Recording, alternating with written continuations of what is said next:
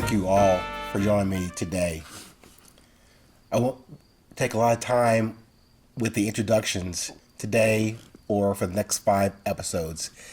The next 5 episodes will consist of a very special honor that I had to speak with a dear friend, comrade, brother, fellow soldier, confidant, all that. A man I've known for 43 years of my life, over 2/3. That man is Mr. Chris Pacheco. You'll hear more about him in the discussions, but we have a very engaging and kind of funny, a serious discussion that we have never had in 43 years. You still will hear some levity, some things that we joke about, but I hope you enjoy the insights and what I call these 5 episodes coming forth as really the core competency of a friendship. The core competency of a friendship. So as I said before, in the previous episodes, in the entire 820 episode and Enterprise series, I cannot guarantee to change your life just in my observations and communicating to you my experiences around that subject called resilience. However, I will guarantee you, especially in these next 5 episodes, listen to me and Paco in our discussions about the past 43 years. I guarantee you it will change your perspective on this present moment. Enjoy. All right, here we are. Welcome into the 820 studio. Your host, Ming Ahmad. On this day, 23 May 2024, is significant because I'm here with a man who has known me for over 2/3 of my life, for 43 years. And I'm here with him to have a discussion to talk about something, anything, or nothing. But the man I'm talking about is a man that I call my dear brother, Mr. Christopher Pacheco. There you go. Hello, Ming. Thank you, brother. How are you today? Good, brother. So, all right, yeah, go ahead. we're celebrating something today. Yes, sir. And do you want to tell your audience what we're celebrating, or do you want me to tell them? I think you're more eloquent and educated than I am. So, well, we have the same amount of education. 40 years ago today, Mr. Ming and I, then known as DJ, Ming, a black boy, the whitest man you ever known is black. the whitest black man I've ever known. But anyway, Ming is black. Yes. I'm Chicano. But more like white now. But I'm white skinned. I'm light, okay? And when you see us together, it's definitely Oreo cookie time. But anyway, we got this black man from Ohio, Yes. this Chicano from southern New Mexico, Yes.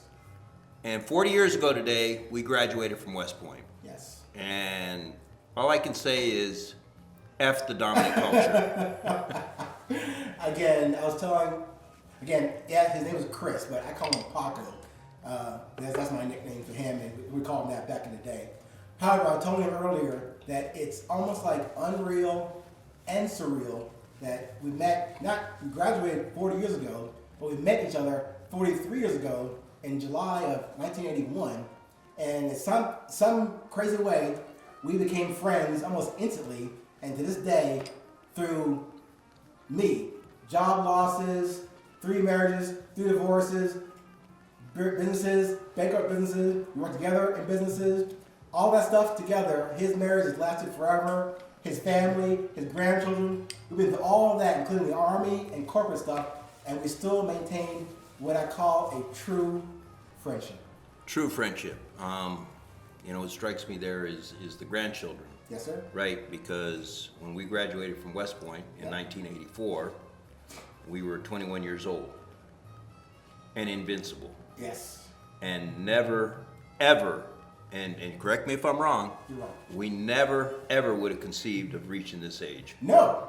Again, we were invincible. We thought we would die doing something crazy, which I tried many times over. We'll get into that eventually on my, what you call the misadventures of Ming. We'll get into those also when we start talking about this. But I went through a lot, he went through a lot, and more importantly, in those 43 years, Paco has witnessed, has been there, has seen me up and down, even when I couldn't fucking speak. He would not give me the empathy. I made fun of him. I did, you know, I mean, I dropped what I was doing. I flew out to Virginia because my friend had a stroke. Yeah. I have to admit, when he was there going, I made fun of him. Because what does a brother do? That's how we roll. That's what brothers do, right? So again, there's no scripted topic for today. Usually on my episodes, Paco will put, here's the topic for the day. But again, people that don't know us, probably only a handful in this world would understand our nuances, our inside jokes, the locker incident or the Harvard trip. We're going to talk about the locker incident. I don't know about the Harvard trip, but we will talk about the locker incident. So my youngest daughter did listen to Ming's podcast. The 820 podcast. The 820 podcast.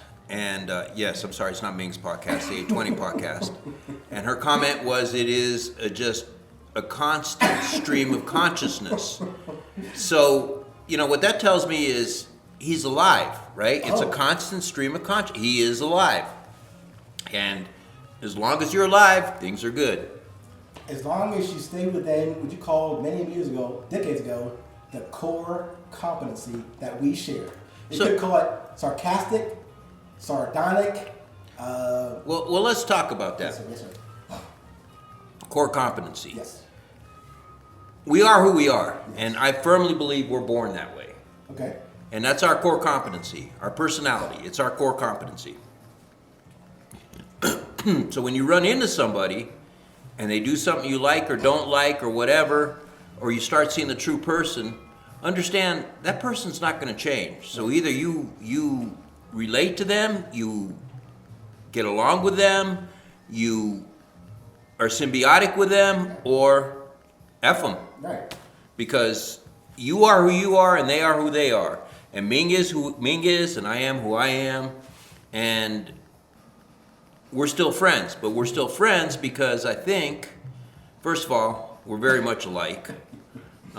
We both went to West Point, which is not what makes us alike. An anomaly. We were an anomaly. I mean, this black kid and this Chicano around all these white people, we were an anomaly. But I lost my train of thought. It'll come back to you. Core competency. The point is, we were talking about core competencies.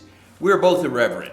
Yes. We were very irreverent. Yes. We paid the price. Yes. Don't get me wrong. We paid the price at this uptight WASP school. Yes. We paid the price, but again, all I have to say is they gave me a diploma, so F them.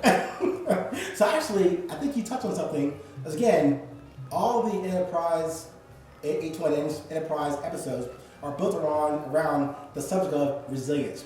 What I'm calling our self-discovery that I'm sharing with you guys out there in the audience, my experience from corporate, military, personal relationships, but a thing called resilience that it's not unique to me, it's what we all have. I'm saying to you guys out there, we have more in common than we have in difference. So I think you said just now about the core competency.